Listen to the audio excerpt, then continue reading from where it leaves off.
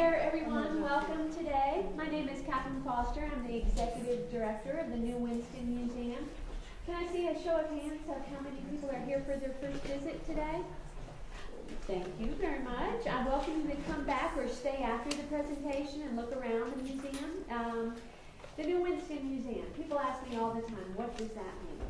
Well, one thing, it is an obvious play off of our friends back here are at Old Salem Museum and Gardens.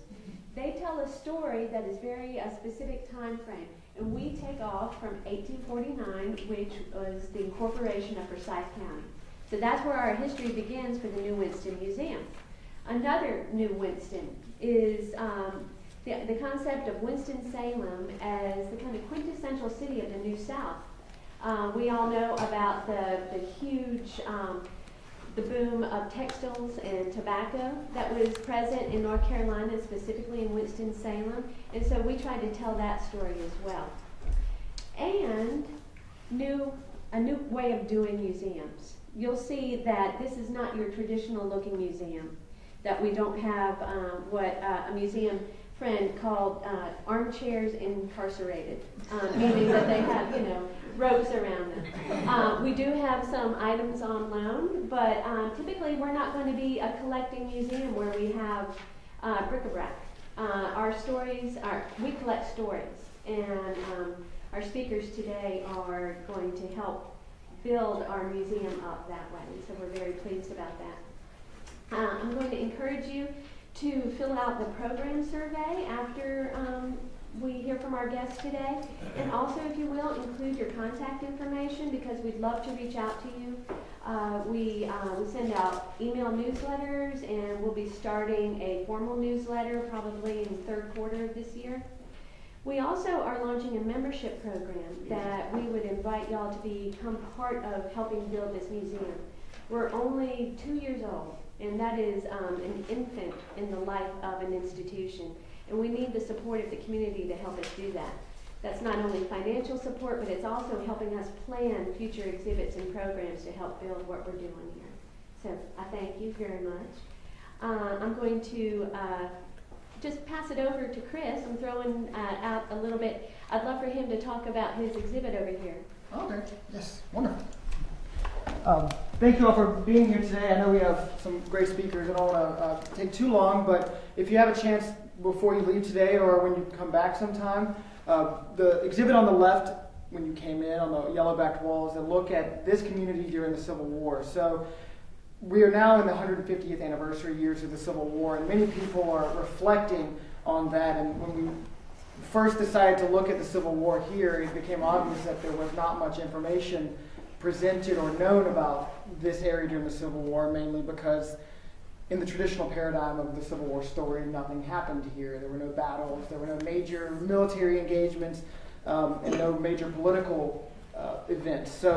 But in looking at the Civil War from this community's perspective, I think it really does help bridge the gap between the story we hear about the Moravians and the very early settlers here and the story of the late 19th century of the Haynes and the Reynolds and the Grays and the Wachovias and all of that, Wachovia Bank. So I think we do a pretty good job with this exhibit connecting the dots from that time to where we are today. And also on the other exhibit up on the red-backed wall is a kind of a photo timeline. We have guides that'll help lead you through that as well. And our oral history project, of which one of our celebrities from the oral history project is here, Mr. Brown. He tells the story of his life at Reynolds, and the oral history project is something that we're very proud of here. If you have potential nominees that you think have a great story to tell about their life living in Winston-Salem, we'd love to hear it. So please just let one of our museum people here know, and we'll get your information. But I'm going to introduce our guests now, and thank you both very much for being here. Ann Zuhr was a high school mathematics teacher in California for 30 years. She and her husband moved to Winston-Salem 3.5 years ago to join family, including their granddaughter, now 6 years old. As a member of the Daughters of the American Revolution, the DAR, Ann wrote this program when the California DAR was honoring members of their families who served in the military or civilian programs during World War II. She enjoys honoring her mother by remembering her story and by increasing knowledge of the Women Airforce Service Pilots, or the WASP. And Linda Bray, our second speaker here, was born and raised in the Durham-Raleigh area. Upon completion of high school, she went on to continue her education in criminology. She attended Western Carolina University and graduated in 1982 with a criminal justice degree. She received her commission into the Army's Military Police Corps in 1983. Her first assignment was at Fort McCoolman, Georgia, and then to Germany. Her first station of duty, where she met her husband, was in Germany in 1985, and they married in 1985. Her career only began there and continued to lead her into an array of history-making events. So thank you, Beth, for being here, and here we go to Ann. Thank you, Catherine. As Catherine mentioned, this program was brought about by California DAR's state project to honor Rosie's daughters, either members of the DAR who had served either in a civilian or military capacity during World War II, or as in my case, because my mother was not a DAR member, members of our families. And so in doing the research on Margery Moore, WASP, Women Airforce Service Pilot, I had to first find out what the WASPs were, and then I was also very fortunate at one point in time. We had taken a family trip to Texas, and my mother, asked by my cousin to tell more about this, started at the beginning and went to the end, and she allowed me to take that. So I used her words in this program. So for you, I'm going to do what I did for the program. I'm going to tell you about the WASP program itself, and then tell you about my mom's involvement in it. So, to begin. Would you like to swing on a star, fairy 80s home from afar, and be better off than you are? Or would you rather be a whack? A whack may be an officer with bright bars that shine, her olive green and everything looks fine. She's very proud of the name she wears, but as for you, you don't want her cares. Her olive green was never meant for you. You want the Santiago blue. Would you like to loop round a star, fairy 80s home from afar, or be better off than you are? Or would you rather be a wave? A wave may be an ensign or a seaman first class. Her uniform of navy blue will pass. As the Navy says, her weight in gold she's worth. But who would want to be confined to earth? As for you, she can keep all those things. You'd rather have your silver wings. You made a choice and carried it through. You've got your wings in Santiago blue, and now that your training is through, you will be flying near and far, and truly swinging on a star.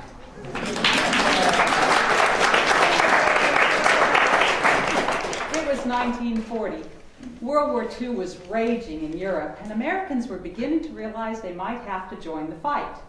Jacqueline Cochran, a pilot since the early 1930s and an air race competitor, wrote to Eleanor Roosevelt in September 1940 about forming a women's auxiliary to the Army Air Forces. Her idea was that women could do domestic, non-combat aviation and thus release male pilots for combat duty. In June 1941, General Henry Arnold was placed in command of the Army Air Forces. He needed more qualified pilots. He suggested that Jackie Cochran take female pilots to England to study their successful air transport auxiliary, which used female pilots. Of these 25 women, most served out the war in the ATA. Only 3 returned to the United States to become involved in the WASP program. In the meantime, politics entered the scene. Nancy Love started the WASP, Women Auxiliary Ferrying Squadron. Her requirements were very stiff. 1,200 hours of piloting experience, among others. Her idea was to keep a limited number of highly qualified women involved in a narrow field of service, ferrying planes, and to squelch Jackie Cochran's idea to train more women pilots for a wide variety of jobs. A compromise was reached which allowed Jackie Cochran to train less qualified women pilots in the Army way, with the idea that they would eventually join the WASP.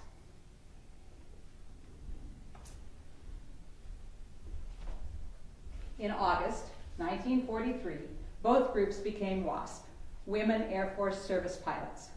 They were civilians. They were not militarized, but civil service, which allowed the programs to get started without congressional approval. Jackie Cochran wanted her girls militarized. She wanted them to show that women could make a significant contribution to the war effort and to establish a place for women in aviation. When the programs were first started, the country desperately needed pilots. If Cochran had insisted then that Congress militarize, they might have. But she was impatient with the rules and correct procedures, and she agreed to start as civilians, thinking that their record of success would assure approval by Congress for militarization. By the time she insisted, there was no longer such a desperate need for pilots. There was, however, a great need for ground troops for invasions all over Europe.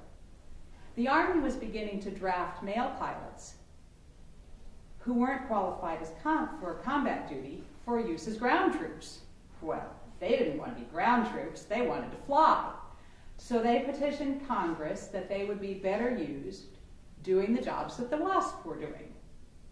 Congress deactivated the WASP before the war ended. It was very hurtful to these women who were serving their country to be told, "You're no longer needed. Go home," even though the war was not yet over. Their service was not recognized for another 33 years. Finally, in November 1977, they were recognized as military veterans. So how did my mother become a WASP? Why did her family encourage her interest in aviation, an unusual thing for a young woman of that time? Let me tell it in her own words. To answer that question, I have to go back to when I was a young girl. We were at a summer camp and we were making jewelry. We used an alcohol lamp to heat the metal. One of the lamps blew out. The counselor did not realize that the fumes continued to spread. When she relit the lamp, the fumes ignited also.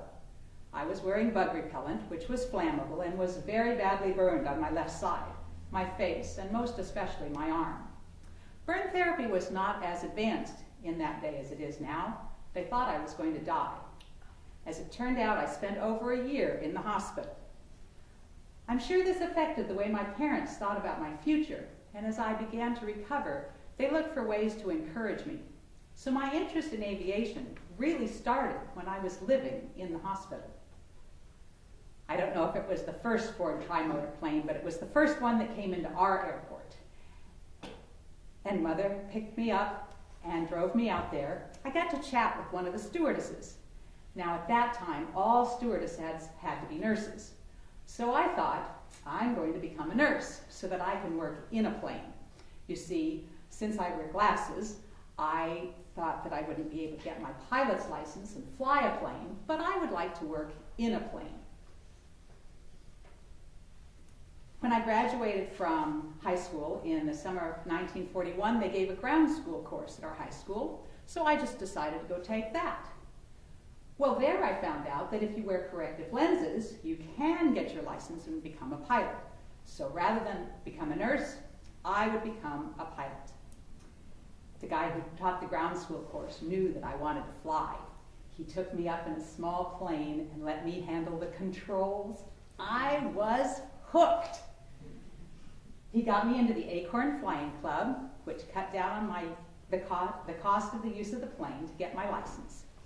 I began training in October, soloed on November 13th, and received my private pilot certificate on April 4th, 1942, becoming the 5th licensed woman pilot in Roanoke, Virginia. I had already received my mechanic certificate with parachute rigger rating, becoming the first licensed woman parachute rigger in Virginia.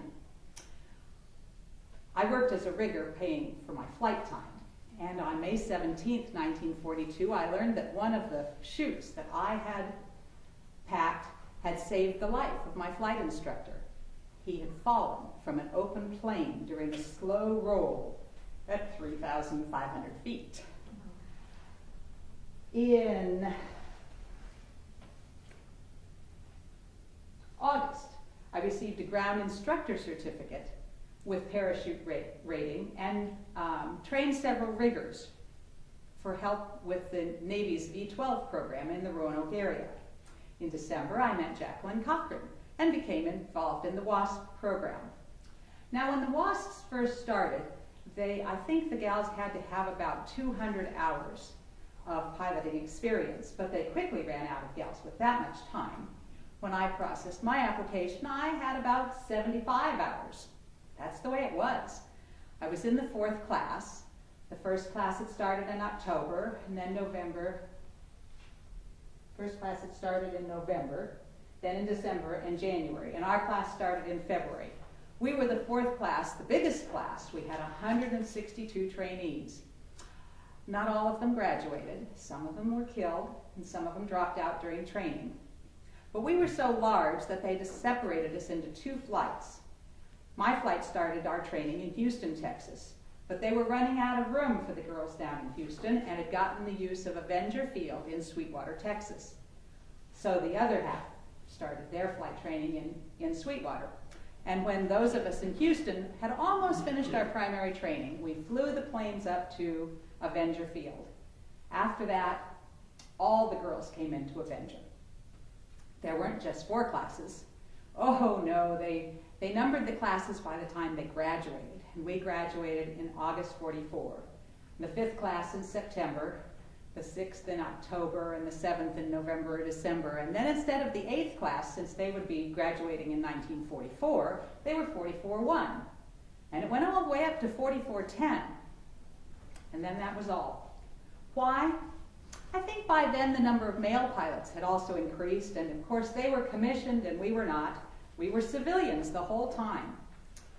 Our record was very safe, but including those killed in training, 38 out of all of us were killed.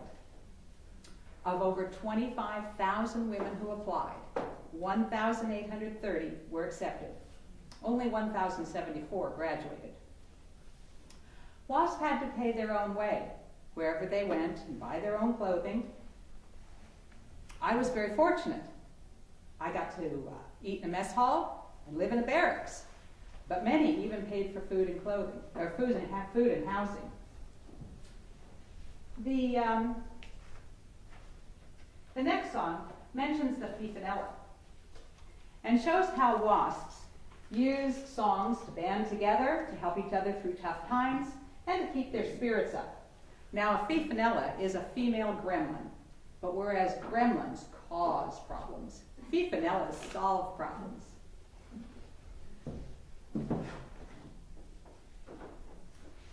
Buckle down, Fifanella, buckle down. You can win, Fifanella, if you buckle down. You can really fly if you only try. Take it way up high and bring it down. 6 to go, Fifanella, don't be slow. Stay on, eager beaver, you'll be in the show. Don't get in a spin, take it on the chin, and you're bound to win if you will only buckle down. If you fight, your luck will not retreat. If you work, you'll overcome defeat. Buckle down, Fifanella, buckle down. Don't you frown, Fifanella, we'll get off the ground. We'll count every day and we'll make it pay, for we're here to stay if you will only buckle down.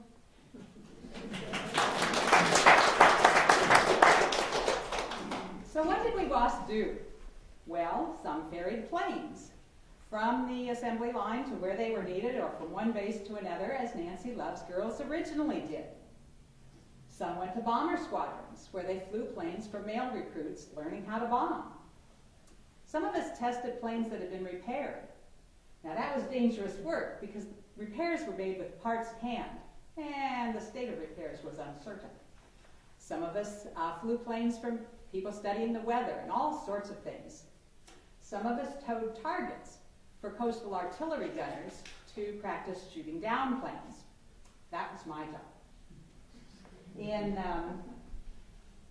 September 1943, I was assigned to the 3rd Tow Target Squadron, Army Air Force Field, Camp Davis, North Carolina.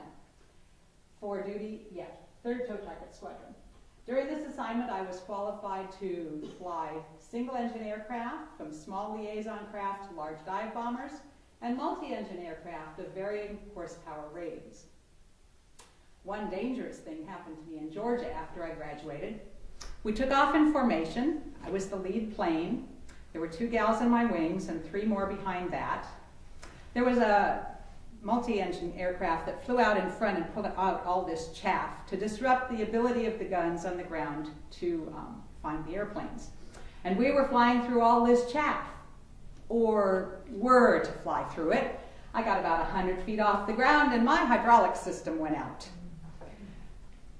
The landing gear fell down, the bomb bay doors fell open, the flaps fell down. It was just like putting on the brakes. The 2 gals on my wings were able to go up over, and the ones behind that stayed in formation. Well, I called the control tower and said, I'm having problems. I've just taken off and my hydraulic system went out. I have to land. They cleared me and said, come on in. And they had everything along that runway. Ambulances, fire trucks, everything. But by way of explanation, when the airplane was parked and the bomb bay doors were open, there were about 6 inches or so from the bomb bay door to the runway, or to the ground. And the oleos, or shock absorbers, were made to let the plane bounce deeply because it was a Navy plane meant to land on carriers. I knew that when I landed that plane, if I bounced it at all, those bomb bay doors would dig into the runway and we'd be killed. So I came around and I said, I'm going to have to put it down very, very gently and not bounce it. So I brought it in and I eased off and I eased off and I put it down as gently as possible. And it worked. I came up to the landing place and all these guys came running up and said, I'd never seen such a smooth landing. Well, I knew when we landed that those bomb bay doors hadn't dug into the runway, and the tow reel operator sitting backwards in the back seat knew they hadn't either. But we got out and looked at the doors. They weren't scratched at all. That was quite an experience. We are Yankee Doodle pilots, Yankee Doodle do or die. Real live nieces of our Uncle Sam, born with a yearning to fly. Keep in step with all our classes, march to flight line with our pals. Yankee Doodle came to Texas just to ply the fleeties. We are those Yankee Doodle gals.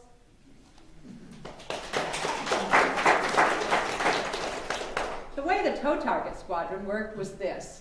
I would fly the plane, and the tow reel operator would sit in the back. I'd come around to the shooting area, and he would put out a target, a flag or a cloth tube at the end of a 3,500-foot wire at higher altitudes.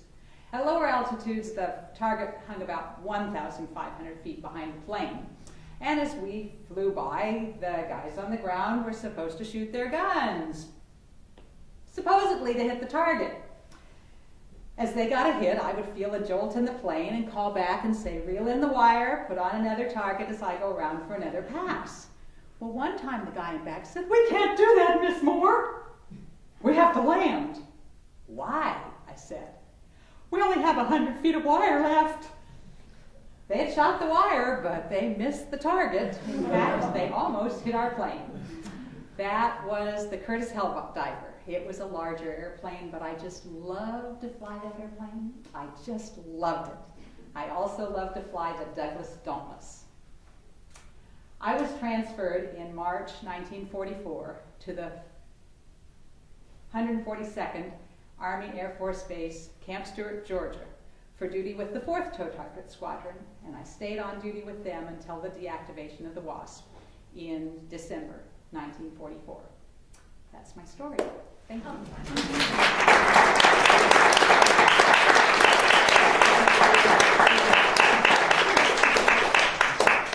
My mother passed away in 2000, but I would like to take just a minute to talk about the gold medal ceremony, the Congressional Gold Medal ceremony that was President Obama signed into Public Law 100-40, which was the Congressional Gold Medal for the Women Airforce Service Pilots. It was enacted July 1st, 2009, and it was presented March 10th, 2010. We were very honored at that point to have a huge crowd in the U.S. Capitol building.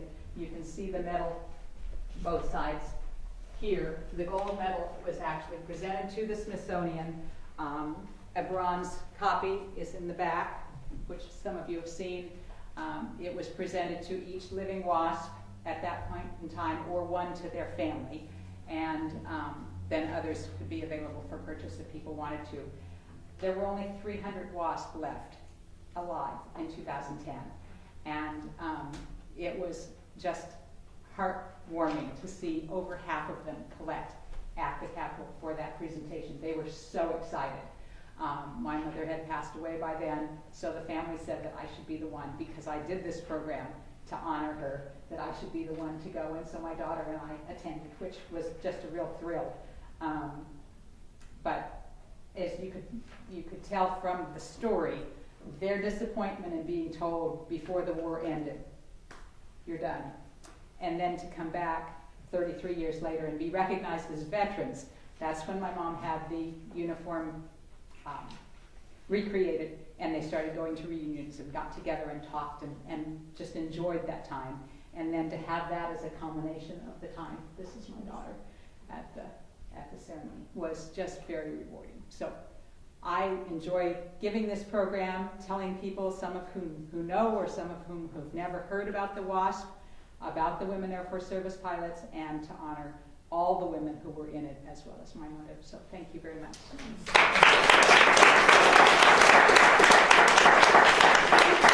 Is you mind going ahead and taking a few questions, just in case they're on mind, and if then that's we'll okay. get straight to Linda's presentation? Certainly.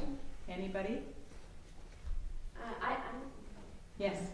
I've had some friends in the past who participated as ferry pilots and ferrying planes to Russia. Were WASP involved in that program at all? As I attempted to indicate, the WASP were domestic, non-combat aviation. Now the ladies, the 25, 22 who stayed in England, they were involved in England's Air Transport Auxiliary, and they did whatever they did. Some of them flew into Europe at that point, and including some of the women. But the WASPs themselves were domestic. Okay. And when the president gave the designation for the WASP to become veterans, were there any benefits that came along with that? I'm curious. My mother could be in her own right buried in a national cemetery, which she could because my dad was a 33-year Marine anyway, but she then had that in her own right. There were no things like the GI Bill or that kind of stuff. But for them, they were just so pleased to be recognized. Sure.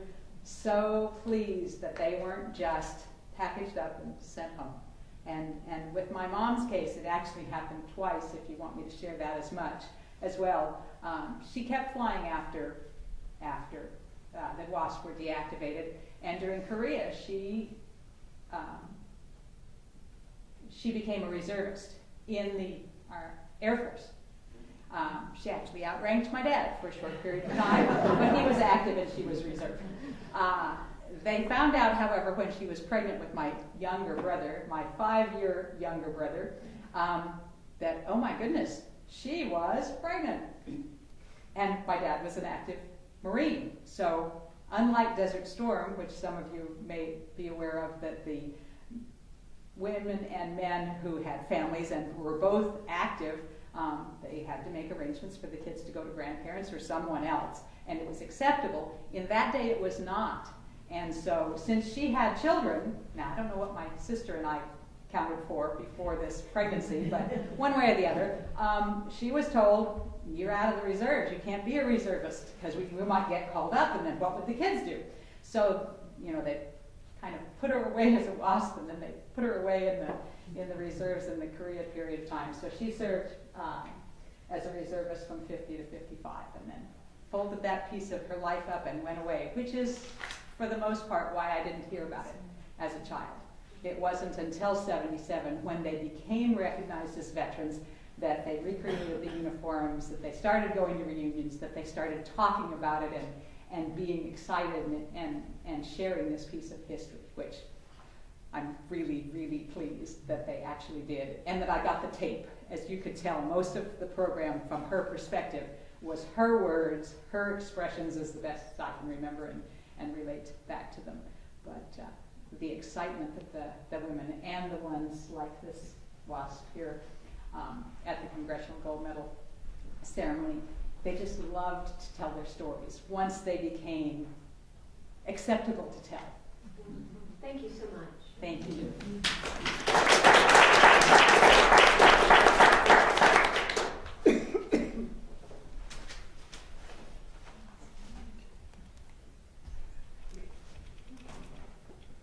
Do you want to pass this around? Yeah. Good afternoon. My name is Linday Bray. Born and raised right here in North Carolina, as a lot of people could tell. I'm glad you left off with Korea, because when I came in, some of us will be able to go back to the 80s, but there's some of us that may not be able to. But going back to the 80s, I signed up while I was in college and in an ROTC program. And the way I got started was, I was working out in the gym, and these guys were talking about what they were going to do at graduation, and one guy was going to go home and help his parents sell pots and pans. The other one was going to go home and be a McDonald's manager. Well, that was not quite my ambition. So I asked another gentleman, another guy, you know what he was going to do. I'm going to go be a second lieutenant in the Army. I was like, really? How are you going to do that? So he said, come on, I'll show you. Took me down to the colonel's office, and then history began, I guess. Got my commission in 1983. A whole series of firsts began to happen to me as I look back on my careers and my life. I was the first one in my family to go in the military.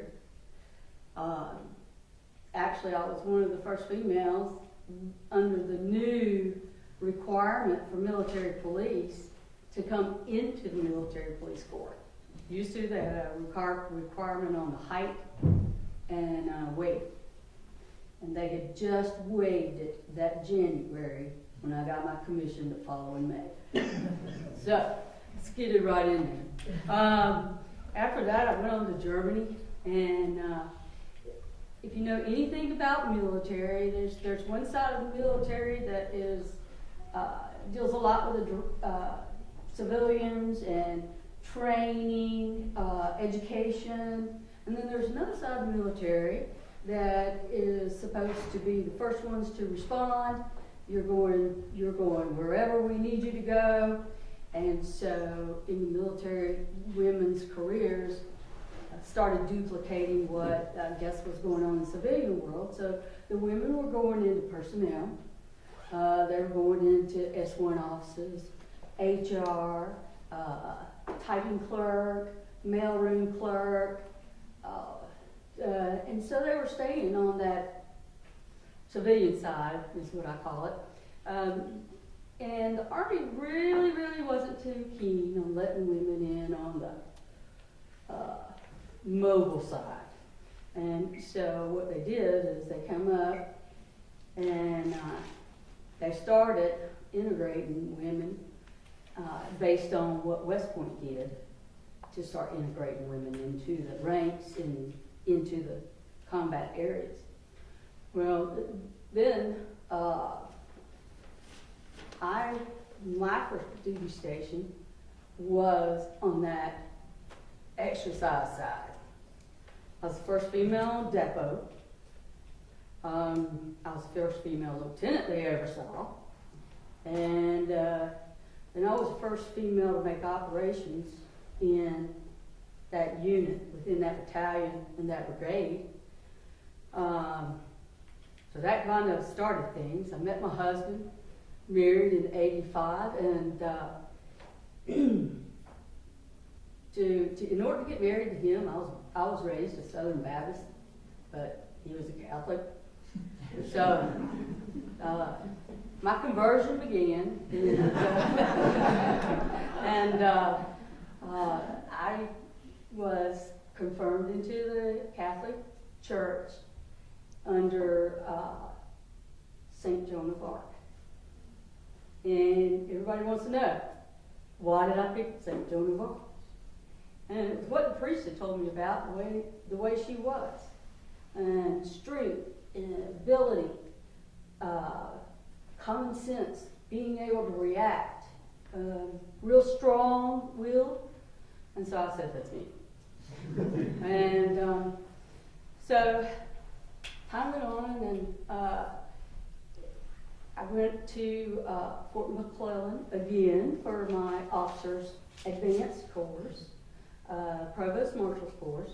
Then I found myself at Fort Benning, Georgia. Oh, lovely place. I was the officer, officer training instructor for the OCS program at Fort Benning, which was for the infantry. And so I was the only female TAC officer for the officers' infantry school. And subsequently, through years of road marches and traveling in the fields and walking through the swamps and coming through the woods, it turned out that I had both hips with stress fractures.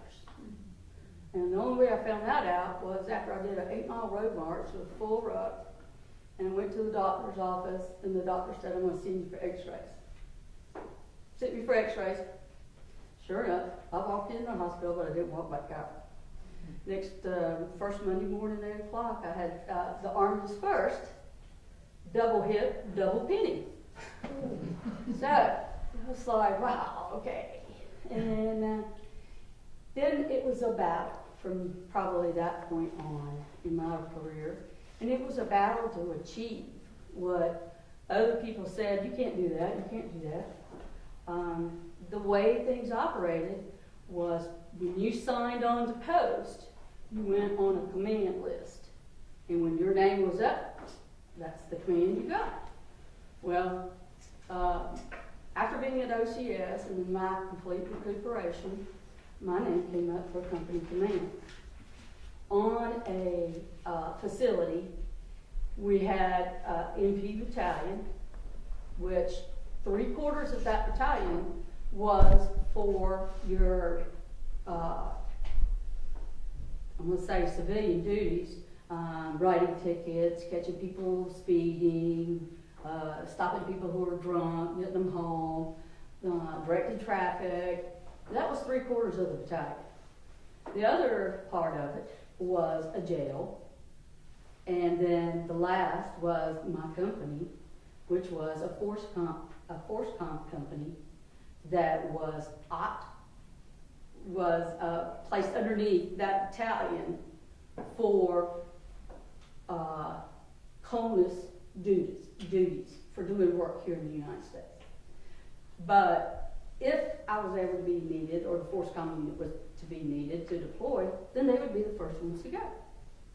And so my colonel come up, and he tried to get me off the command list. he didn't want me having command. He wanted one of the guys, some of his favorite captains that have been working in the police station, to get the forces command. And so I had to fight, and finally I came down with a letter from the doctor that said I was fit for duty, and there was no reason I couldn't take command. And based on that, his hand was forced to go ahead and let me change command and take over command of the 988th Military Police Company. Which leads me to 1989. 1989, I changed command. I took command of 988th around June. Around August, I got a letter from the Emergency Operations Center that said we were going on a routine security deployment to Panama. So it's okay. So I went back, briefed my company. We started making plans for training, requalification on your weapons, hand-to-hand combat. We did rappelling, Aussie style and regular style. We did skid rappelling, and I was just taking the company through any and everything I could think of to make sure that if something happened, we were good. Everybody was on the same sheet of music. So, along about October time frame, I got another call from the EOC, which is an Emergency Operations Center. And I went in there, and there's a major there, and I'm captain. And I don't know if some of you even remember the old IBM typewriters and the old IBM paper that was about this wide and come out like that. Okay. Well, he comes tearing a piece off of the printer, and he says, you're not going to Honduras, you're definitely going to Panama. And if I tell you, keep your head down while you're over there, do you know what I'm talking about? I said, yes, sir. Sure did. And then I thought to myself, whoa. I walked from the EOC back to the company, and I walked into the company, and of course, you have to go through the first sergeant's office to get to the commander's office, right? So I come through the first sergeant's office, and my first sergeant was a Vietnam veteran. And I don't know what it was, but I walked in, he looked at me, he said, oh no. I said, oh yes. And I said, just give me a minute. So I went in my office and did whatever I had to do to, golly, this is really happening, you know. I never thought I'd be in that position in my entire life. I thought I'd always just kind of skate through and just be a normal infantry or a normal military person. And then things got closer and closer, and we were deployed to Panama on December 12th, 1989. And the invasion of Panama occurred at midnight, December 20th. So we had 8 days to get on ground, all accounted for, all equipment issued, all ammunition, all meals ready to eat, and it was a hustle to get it all done. And we did. And what happened was my company relieved an 82nd Airborne Company.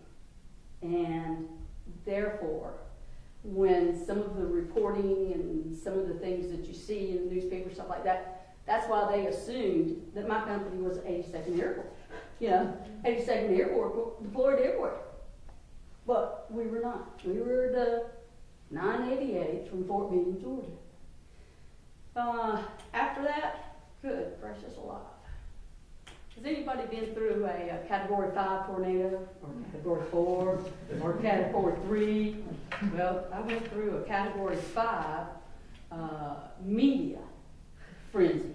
And good. You just can't imagine. Your entire life is disrupted. I was sent letter bombs. I was sent unmentionable things that said that I might need to get a pair. it's amazing what all I was sent. And a lot of it I have saved and over the years and kept up with. And one of them is particularly is a Korean War Veterans Combat Infantryman's Badge. If any of you military, then you'll know what the infantry's badge is all about. Well, I got that from a Korean War veteran, and so I just continued collecting. The media went to my hometown, they went to my high school, they were talking to my high school friends, they were trying to find out, you know, who my high school boyfriend was, what did I do in high school, you know, and it finally led to, not only did they go to my high school, they went to my mom and dad's house, came to my husband's house, or our house, and I was like, wait a minute, my whole life just got put out there on paper. There is nothing private about me anymore. So, with that in mind, we came back, we celebrated and everything, and it had so happened that while I was over there, I had lost too much weight. And so I actually had meat to screw. So again, I underwent double hip, double pin removal surgery. So then, just between the politics, if you can only imagine what the politics was at that time frame, the 80s is when women were really getting out, starting to get a better education, starting to get jobs. I don't think we had been introduced to the glass ceiling as of yet, as of the 80s. And so the politics that was involved was humongous. I talked to the President of the United States. I talked to the Speaker. I talked to some of the congressional people. I was matched with Senator D'Amato and Senator D'Amato and Patricia. It's another female. Schroeder. There you go, Patricia Schroeder, and they actually called for a congressional meeting about removing the ban on women in combat arms units. Because even though we were an MP, it's not categorized as combat. Your infantry, field artillery, special forces, rangers, you know, that's all our combat arms. And for many years, we were prevented, many years, believe it or not, 23 years later, we were finally authorized to go into combat arms units. That occurred in December of 2013. So we just forwarded the whole, everybody realized how forward we just came. 23 years later, it took outgoing Defense Secretary Leon Panetta, it took him to finally say, we're going to lift the ban. And real quick, if I have 2 more minutes, to explain this military ban, it was on women in combat arms units, not a ban on women in combat. But what was everywhere around the world, the Soldier magazine, Star magazine, People magazine, Life magazine, every newspaper you can even think of. First female elite troops in combat. I never in my life knew that there were so many avenues of media out there and everything. But anyway, that came out, and based on the politics that followed that, you weren't supposed to be there. You weren't supposed to go do that. Captains don't go down and do assaults on a kennel, no. But nobody realized was the kennel also was the special forces. So they thought everybody from the kennel was going to come out and say, I surrender. Well, that ain't what happened. Everybody from the kennels ran up the hill. Special forces stayed down. So we ended up in a small firefight And that was it. Based on all the politics afterwards, I had that second surgery in 1990, and I was discharged April 1991. And I've been going through bits and pieces of that, trying to recuperate, grow, instill, energize, get some of the young people going, you know. So hopefully the gaps in between, whether you're civilian or military, but the gaps in between the men and the female, hopefully we're all headed in the right direction. And they're still comparing the women's pay to men, and they're saying it's 71 cents to the dollar. But I guess as we keep going, and with some, what do you want to call them? I guess the work of different people, we're getting closer, we're getting better, we're getting more equal. And that's it. Great. Good, thanks.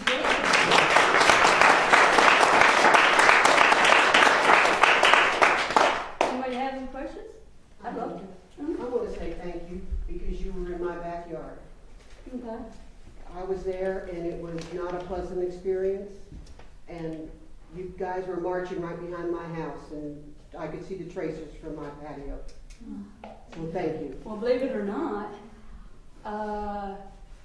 some of the people who lived down there, you know, some of us were laid in place for days.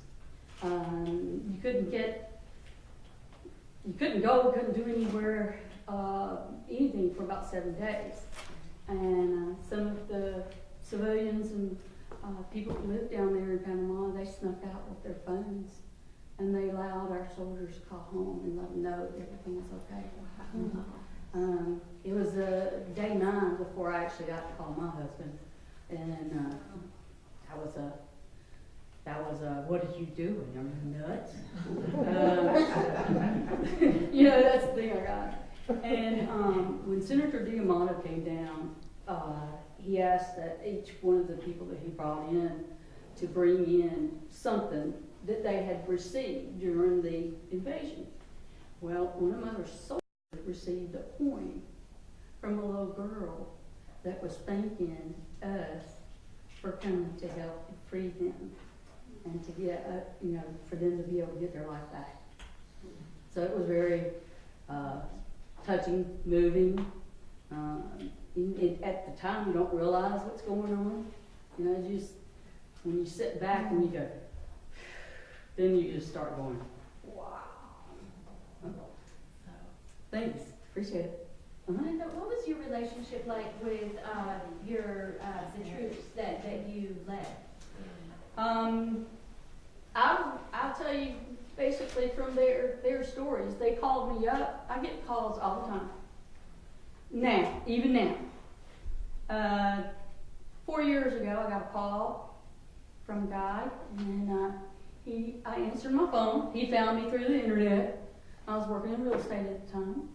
And he calls me up, and I look, and I'm like, I don't know anybody in that area code. So I was like, hello, this is Linda. And this guy says, is this Linda Bray? I said, yes. He said, is this Captain Linda Bray? I said, yes. He said, well, you're not going to know me, but you're going to remember the incident in which you helped me mature and learn. And he said, I just want to let you know that based on what you helped me accomplish, my family thanks you, my children thank you, I thank you, and I'm getting ready to make full bird colonel. I said, wonderful! You know, I was so happy. Since then, I've been contacted by 6 who have made it into the officers' ranks. Most recent was the little Spanish guy, who we laughed about this in our email.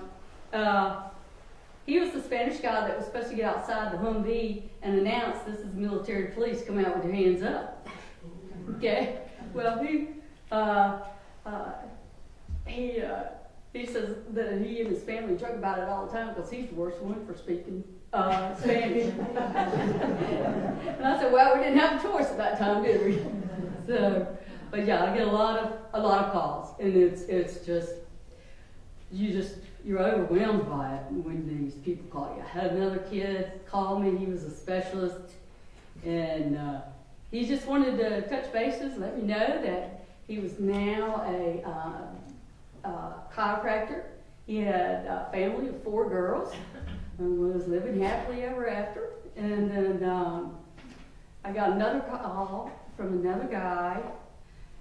Actually, it was an email, and it said it came from one of these websites where you can look up friends. Mm-hmm. You know, and it was like, "Is this Captain Bray?" I was like, "Hmm?" And I hit reply, and I said, "If you're referring to the Captain Bray from Fort Benning, Georgia, Commander 988 Military Police Company, then yes, I'm her." And he writes back, and he's like, "Oh man, you know, you're so great. You did this, you did that. I love being under your command." And he said it was a great time for your command to be, and I just learned so much. By the way, I'm still with my wife, Joni. I'm an E7. I am the master dog kennel person, and I am looking to retire soon in the next couple of years, and I will be moving to New York. I was like, "Oh, cool." So I wrote him back and I said, "Is this Sergeant Hannah?" And I said, "You know, I was your company commander at Fort Benning." And I said, "Now I'm Linda Bray." You know, then I was captain, now I'm Linda. And he said, "You want to know what his response was?" "You'll always be my commander." Yeah. Okay. So that's how the best I can answer your question. How did you and your husband balance your careers? Were you assigned to the same locations at the same time? We were assigned to the same locations at the same time. By the way, my husband is an airborne infantry ranger, master parachutist. I'm a leg. I don't jump. I fly good. I ride in good planes. You know. But it was a very hard struggle. My husband was, of course, behind me 100%. Even though we still joke today that Joan of Arc was the first female to lead troops in combat. So I have to correct myself sometimes and say, okay, in the United States, you know. But it was a severe challenge. It put a lot on us because you can only imagine the ridicule that he received from his buddies, his ranger buddies, his infantry buddies. You know, they were calling him all kinds of names. I mean, I was getting the same stuff from my side too. And it was very hard on us, very hard on us. And the only way I say today that we made it was we both came to a realization that we would need to communicate and let each other know what's going on. You know, and our feelings and where we want to go. So when I resigned in 91, my husband had 12 years in, he resigned in 92. And so, you know, what do they say, hindsight 2020? If we knew then what we know now, both of us probably would have retired in 2002. But at the time, you don't know that. And unfortunately, my decision was based strictly on political reasons. It was not based on my feeling about the military or the military service. Had absolutely nothing to do with that. But mine was all on the politics side. Is that it? I hope everybody has a great afternoon and a good night.